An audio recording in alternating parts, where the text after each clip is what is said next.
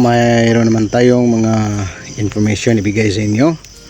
So dito, ito may very simple lang na information ibigay natin. Mga experiences natin sa buhay.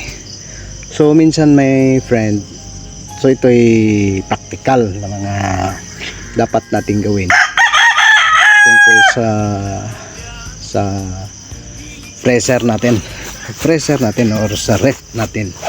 So sa isang part niyan, ito ay freezer portion.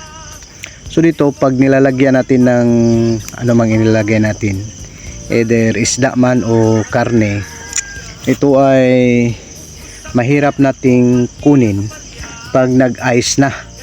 So pag ginamitan natin ng anumang mga bagay, mga matulis na mga bagay, mga sharp instrument na gagamitin natin, mostly dito ginagamitan natin ng sharp instrument. Ito ang dahilan kung bakit ang ang freezer natin ay nasira, kasi mayroong diyan, mayroong anong tawag niyan, hindi ko kabisado niyan anong tawag niyan. So yan, nasisira yan pag ginamitan mo ng patalim. So wag mong gamitan ng patalim upang hindi masira. Ito lang ang dapat nating gawin upang hindi masira ang ref natin. So very simple lang ang gagawin natin upang hindi masira, anyway, siguro mayroon namang nakaalam sa inyo nito, ngunit this is just only my experience during such time na nahihirapan akong kumuha yung may inilagay dyan na may inilagay na isda. So that's why yung mga channel natin dito ay informative message.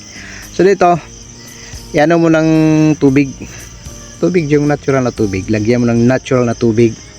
Paglagay mo ng natural na tubig, so na yun, na ano ba yung na melt sa Tagalog? Na melt yung ice, na coast, na hindi mo matanggal yung isda o anumang ulam na inilagay mo dyan o anong bagay inilagay mo dyan, hindi mo matanggal. Pag nilalagyan mo ng tubig, matatanggal yun.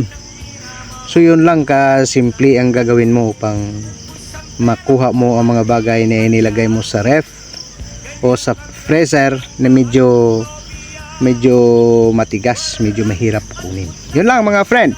So more informative messages I should have to give you of this channel of ours.